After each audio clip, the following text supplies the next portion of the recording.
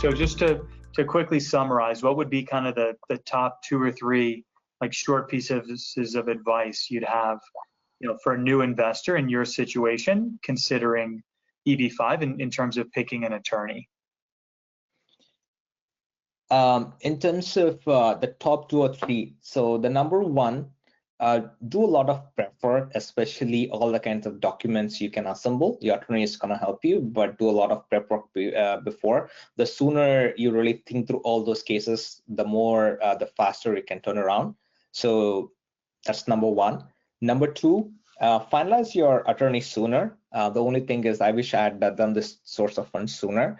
That's the thing. People, don't really underestimate the level of effort required to get the source of funds documentation buttoned up.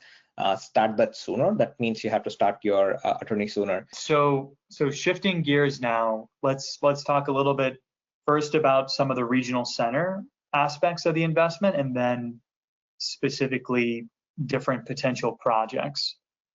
So on the regional center side, walk us through kind of your thought process in terms of researching potential regional centers to select and potentially work with, as you started to explore possible projects. Yeah, as part of, I talked about, right, there are 2 tracks. One is the attorney and the source of funds track. Other is finding the right project fit.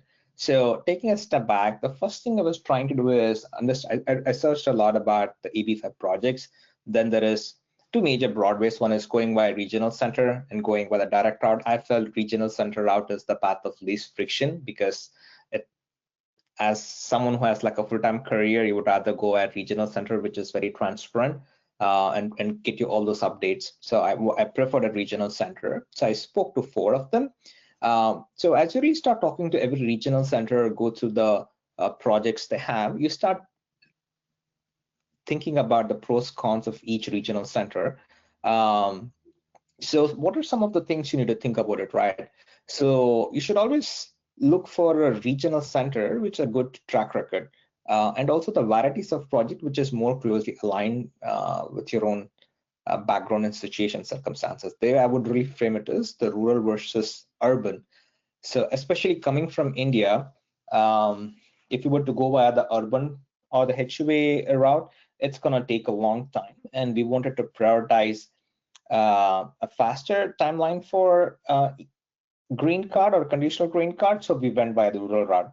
So taking a step back, you need to look for the track record. You need to look for the kind of project which resonates. In our case, it's the rural EB5 projects.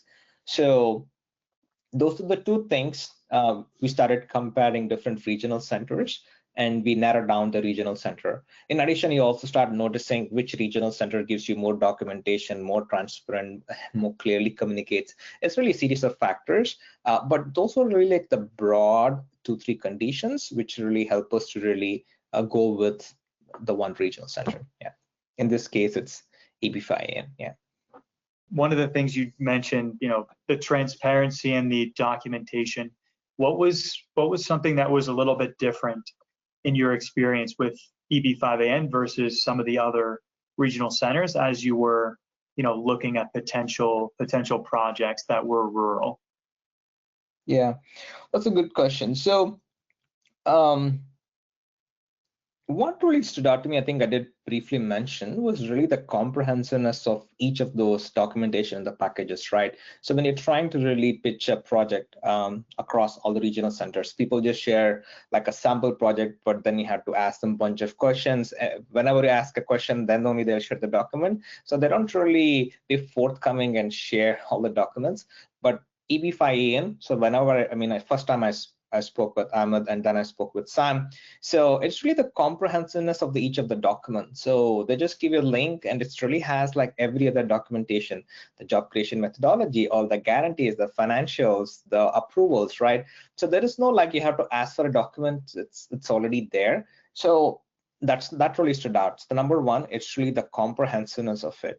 Number 2, it's also really understanding, right? So, this EB5 project itself is new to me. So it's really about the navigating the landscape. So it's really more about, hey, what's a better fit for us? Like helping the distinction between rural versus urban. All of this I realized through my conversation. And also 3, So when I spoke with Ahmed, who's part of EB5AN, he really explained to me how to really think about capital stack, what are the various pros and cons. And that was a kind of education session.